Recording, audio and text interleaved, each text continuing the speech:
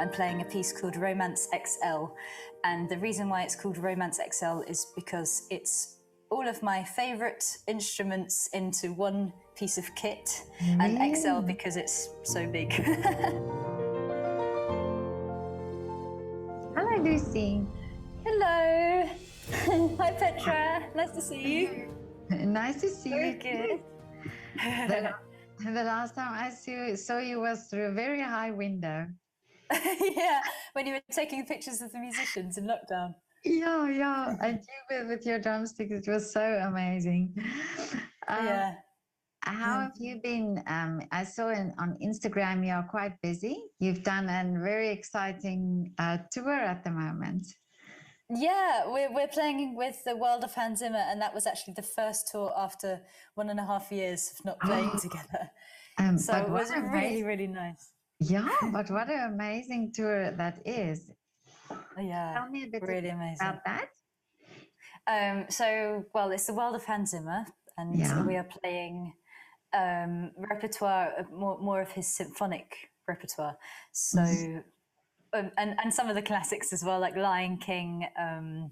Oh, wow. The Holiday we're playing, which is a really fun one for me. We start with The Dark Knight, which involves playing these massive taiko drums. And it's really great. So we have a massive orchestra, and then we have the band in the middle, and the band is made up of 13 people. We've got guitars, bass, lots of flutes. Pedro Eustache plays a lot of flutes at the front, and then violoncello, and the 3 percussionists at the back. So me and Alexandre Sucla and Luis Ribeiro. And the last tour we did was around France just now. So you saw 2 weeks ago or something. Yeah. And we were on a sleeper bus. Oh, okay. Yeah, we would sleep about 6 or 7 hours and then get off the bus and then sleep for the rest of the day in the hotel. And then go off and do the show. Oh, wow. But I'm sure that this whole energy that you got from the show helped to just keep you going.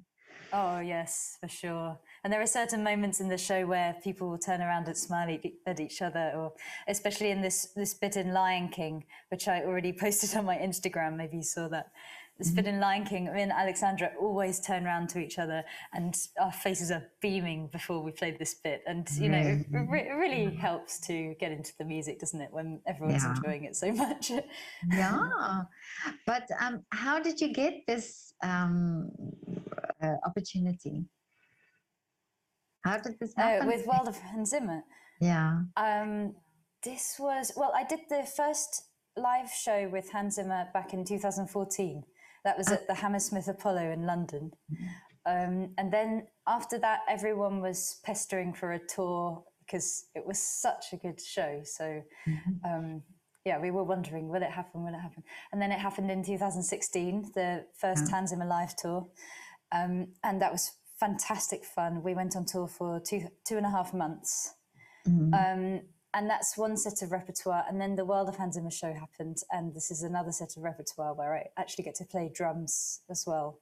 And it's more acoustic in a way. So I have a big setup. And that's how it happened, really. It grew from this one gig in 2014, and which was still massive. And then it progressed into the World of Hans Zimmer. So I was always on the scene, I guess. Oh, okay. Yeah. But that's amazing. But you are from the UK originally. Yes, that's right. Yeah. And how did you start with drums, playing drums? I seemed to be fascinated since I was 1 year old, because my mum has a photo of me at a wedding we went to where I have my hand on the drummer's knee for the whole time. Oh, really? So I assume it started then, but I can't remember that point. But I really love the physicality of drums. I love that you have to move your whole arm to get a note and use your whole body, put your whole body into the music. It feels really nice. And so did you start playing drums then at the young age? Yes, at 8 years old, I finally was allowed to start playing drums. But now, percussion is very and there's a lot of things that you do. Do you also do other percussion instruments? Yes, through my time playing percussion, I've tried to learn as much as I can. So I started playing tune percussion when I was 12 years old. Yeah. I played vibraphone and marimba and xylophone. And then I became really fascinated by Latin percussion. So I went to study in Brazil. I went to play samba 5 hours a day at least for 2 weeks. Yeah, and then I went to Cuba for 3 weeks. I went for a couple of days before that, and then I went to Cuba for 3 weeks to study Timba and Songo, and also Salsa and bata drums, which are a folkloric type of drum that were brought over from Africa. But there's a different way of playing them in Cuba, and it's all very fascinating. And these particular type of drums, because they're so old and they have such a long history, they actually help you to understand other styles of music that you're exposed to, even rock music. They have roots in rock music. Really? Yeah, it's incredible. So that really inspires my own compositions as well. That's interesting that you said that, because we almost as not associated with the music of today, and we think, okay, well, this was traditional music, or this happened a long time ago, and it's just that we put it sort of in that cabinet as this is folk music. But as you say this actually helps you understanding other forms of music then as well. Very interesting. Yes. Yes, actually everything helps everything. Yeah. And do you still play these? When you play different traditional instruments, do you have these drums that you play, or do you just use the inspiration to play, say, normal drums? A bit of both. So I've actually, they're in the messy corner over here. You can see the bata drums laying under the piano if you look very closely. But so normally when I compose, I am using the traditional instruments if I'm composing for a percussion setup. But I try to fuse together some rhythms very carefully because I want to respect the tradition. But also I just take the elements I like the most from particular rhythms and try to put them together in a creative way, and also keeping in mind the textures that I'm using. So if I don't want to use just all of the same pitch, for example. I want to have bass, some high metal sounds and something in between, and to make it sound even fatter than it could do. And on the 15th of October in this concert at Radio Kulturhaus, I'm playing a piece called Romance XL. And the reason why it's called Romance XL is because it's all of my favorite instruments into one piece of kit, and XL because it's so big.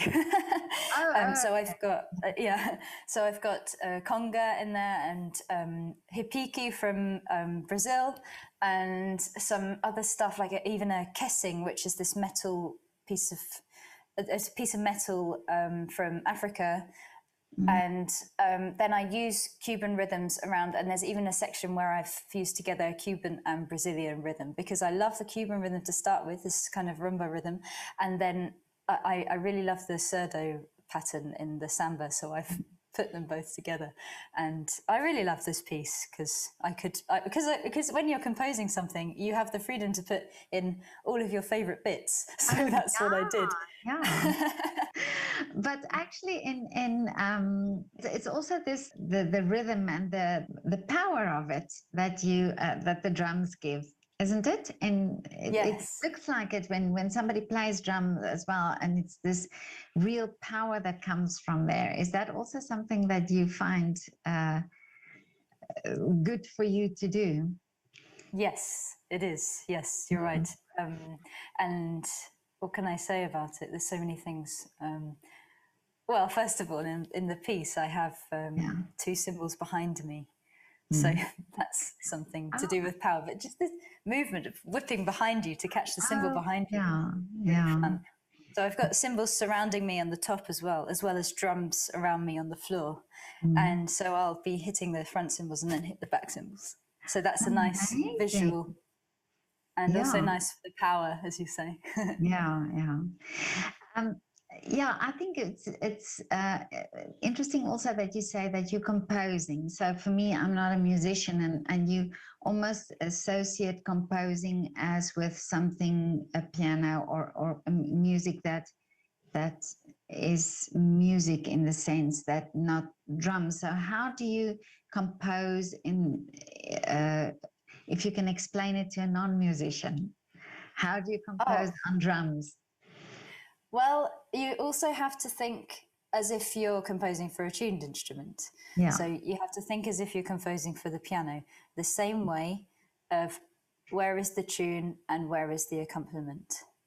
And then on the drums also, where is the space that I have to leave to make space for the tune, and where do I fill around the other things with rhythm.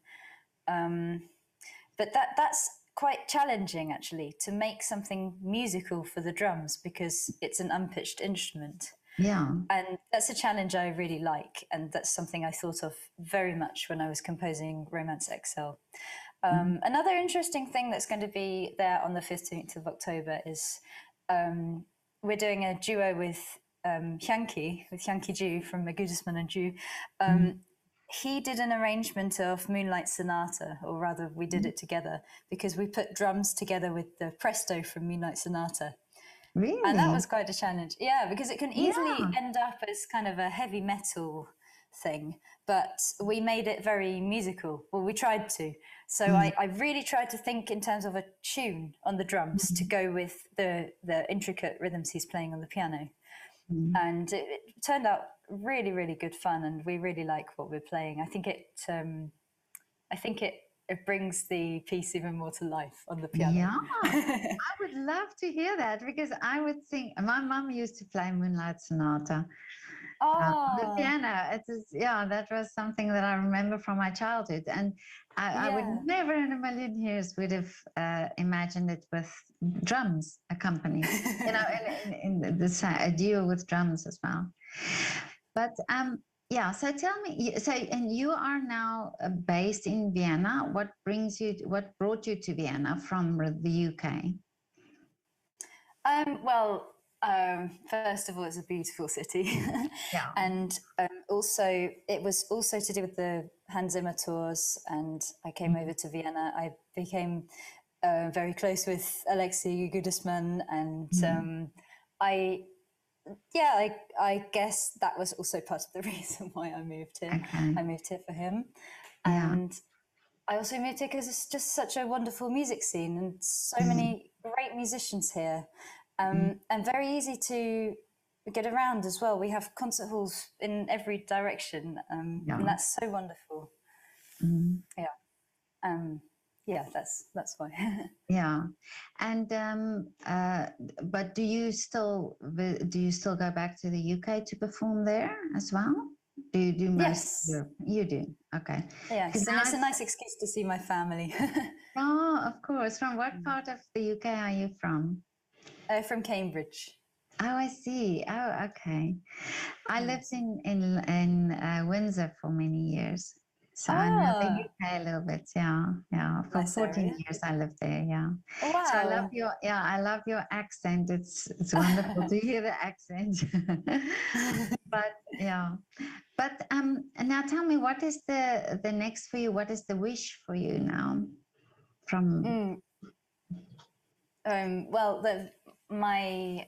My passion obviously is performing, and I just love the idea of doing solo shows with special guests or ensemble shows of my own compositions, and I would like that to be more often now. I also love playing with the world of Hans Zimmer, of course, because it's very creative. So anything that gives me a creative ability is fantastic, and really brings joy to me.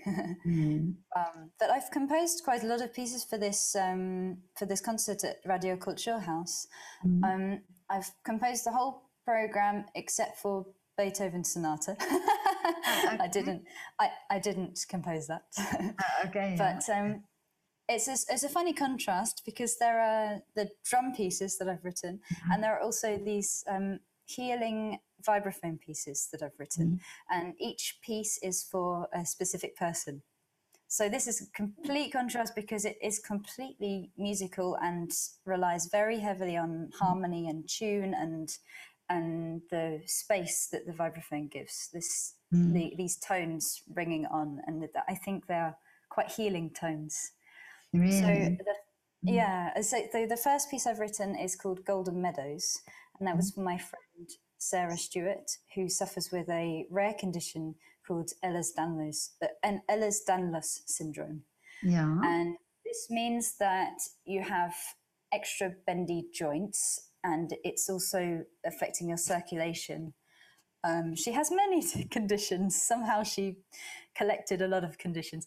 But the reason I composed this piece for her is because she has to do yoga every day to help her circulation work and help her blood actually around her body. So I wrote it for her, and luckily she likes it a lot. And now I use this piece to raise awareness for Ehlers-Danlos syndrome. Which is amazing. It works very well. And then I was really excited by this. How can people now get this piece or hear this piece, or can people donate to something, or how does it? What would you like to do with this piece? Yeah, I'm still working out the best ways to make a donation. I've posted sometimes on Facebook making donations and related to the piece of music, but all these pieces of music are on Bandcamp. I've only released them on Bandcamp for now, so you can buy them on Bandcamp. Can you send me a link, and then I can put this in the description of the video? Yeah, that would be great. Yeah, we can do that. Because there's more as well for another friend of mine has OCD, unfortunately. She struggles quite a lot with OCD, but she's incredibly strong. I don't know how she does it. So I wrote a piece for her as well. And this is, I asked her, what makes you feel comfortable? And then she said, a safe space. So I called the piece Safe Space. And then I realized that I should write the pieces more about what makes people feel comfortable and relaxed rather than about their condition. That's what really helps. And then I've written some pieces for anxiety as well, and what else have I? I wrote one for my dad as well. He doesn't necessarily have any physical or mental struggles, but I feel like the evening is his favorite time of day because he is either playing a gig with his big band, he's a jazz saxophonist, or he's relaxing, drinking some wine. So I wrote a relaxation piece for him called Evening, and that will actually be the premiere. Yeah. Really? Oh, wow. Yeah, it'll be the premiere on the 15th. Oh, this is amazing. But I definitely want to put the links of these pieces that you wrote here, because I would like to hear it as well. It's yes. I think it's something, this is so wonderful, because I think if you know why you've written it or what you've done, then it's so interesting to hear it as well, and to make then your own connection to that. If people then hear it, then they can make their own connection to that. I love that. Yeah. Wonderful. Yeah. But now tell me just one thing on a lighter note. How do you prepare before a concert? What do you do? Do you have little rituals? Oh, well, I try not to play too much on the day of the concert. Okay. And what else can I tell you? Performing before the concert is very important. Yeah. And I've come to learn that quite recently, actually. Really? So I've been inviting some friends over time from time to time, just to play them little segments of the concert. And that's really helpful because you play differently when you're performing compared to when you're practicing by yourself. Yeah, and I also stretch every day. Oh, okay. Do you do yoga? Do you do yoga for yourself? You do? A little bit. No, I don't do it so seriously, but I do it just to warm up for practice. I think it's very important, especially with such a physical job where you're constantly moving your arms. Then do you eat something before the performance? Do you eat light? I hear all the different things that people eat before. I try to eat. I try to, because it's good to have some calories in you, isn't it? Yeah. But I think generally I end up eating after the concert. Oh, after. But I know a lot of people starve themselves before the concert because it makes them feel better. But I really like food, so I make sure that I eat. Yeah. And then after the concert, you just eat. Do you have a drink and wind down a little bit, or do you just? Yes, it's sometimes it's possible. Yeah. With percussion, it's very difficult. Not many people realise that there's hours of packing down after you've done the concert. Oh, of course, yes. Yeah, Sometimes I forget myself. And you have to do it yourself. Yes, I get help where I can because it is quite strenuous to set everything up and then play the concert while your fingers have just been moving everything. So I do try to get help. But it will be a full drum set and vibraphone. So it will take a good hour and a half or 2 hours to pack everything. Oh, yeah, I didn't think of that. And then I have a drink. A wine? What is your favorite drink? Actually, okay, I'll give a shout out to Tour 7 because that's a wonderful bar in Vienna where you just there's no menu and they come up to you and say, "What do you like?" And you say, "Oh, something sour," or "Oh, actually, I like something quite sweet, like a sweet liqueur," and then they'll just make you anything from their imagination. Oh, that's You haven't heard of it yet, right? No, I haven't. No, but that's interesting. I'm going to put their link as well down here. Yeah. That's great. Oh, that's wonderful. Yeah. Now I hear some people drink beer and wine and martini, and so I know I hear what everybody's drinking afterwards. But and then of course I have to ask, what do you wear normally? Do you have outfits that that do you also think about the outfits? Let me ask this. Yes, because when I'm playing when I'm playing a stand-up instrument like marimba or something, I don't have to think so much. I think, oh, I'll wear a nice dress. But for drums, you really have to think about it. Even the shoes, because you're playing with the pedals as well. Oh, yeah. So I spent a lot of time in shops trying to find nice, good-looking shoes that are still flat and still suitable for a concert, for drumming. So I've found some, so I will be wearing shoes. And I have, I either have to wear trousers or a jumpsuit to be able to play as well, or I found recently that I can wear a long dress with a slit so that I can put my leg through the slit so that I can play the drums. So that works as well. Yeah.